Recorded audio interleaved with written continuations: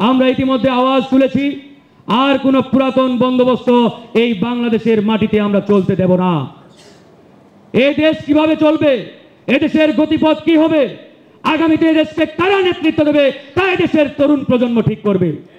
ওই পুরাতন 50 বছরের মরুনেরা এই বাংলাদেশকে যদি আগামীতে এই বাংলার গতিপথ ঠিক করতে চায়, এদেশের তরুণেরা, এদেশের তারুণ্যের যে স্পিরিট যারা ধারণ করে, এরা কোনোদিন তা মেনে নেবে না। আজকে আমরা আওয়াজ তুলেছি, আগে সংস্কার, আগে বিচার, নির্বাচনী পরিবেশ নিশ্চিত করতে হবে, এরপরে হবে জাতীয় নির্বাচন। ওই সংস্কার নাই, বিচার নাই, নির্বাচনী পরিবেশ নিশ্চিতকরণ নাই, যেন তেন ভাবে একটা ইলেকশনের দিকে চলে গেলাম, নির্বাচন দিয়ে দিলাম। এইসব ভাওতাবাজির নির্বাচন দিয়ে এই বাংলাদেশ কসমিন কালো পরিবর্তন হবে না। নির্বাচন খাতা কলমে 12 বার হয়েছে, 12 বার দেশের মানুষ নির্বাচন নামক এই শব্দটির মুখোমুখি হয়েছে, কিন্তু বাস্তবিক অর্থে জনগণের বাংলাদেশ আমরা বিনির্মাণ করতে পারি নাই।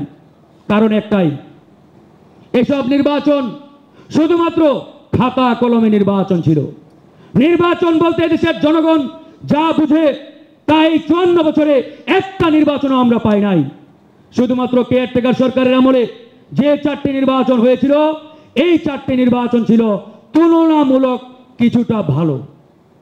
সেই নির্বাচনগুলোকেও শতভাগ ফ্রি অ্যান্ড ফেয়ার ইলেকশন বলা যায় না, যাওয়ার সুযোগ নেই। তাই প্রিয় বন্ধুগণ, আমাদের পরিষ্কার বক্তব্য, এই আওয়ামী লীগ, এই ফ্যাসিস্টের দোসর যারা, তাদের প্রশ্নে গণ অধিকার পরিষদ, গণসংস্কৃতি পরিষদ আপোষহীন ভূমিকায় থাকবে। গত 2 দিন আগে বিবিসি ওয়ার্ল্ড একটি ডকুমেন্টারি প্রকাশ করেছে।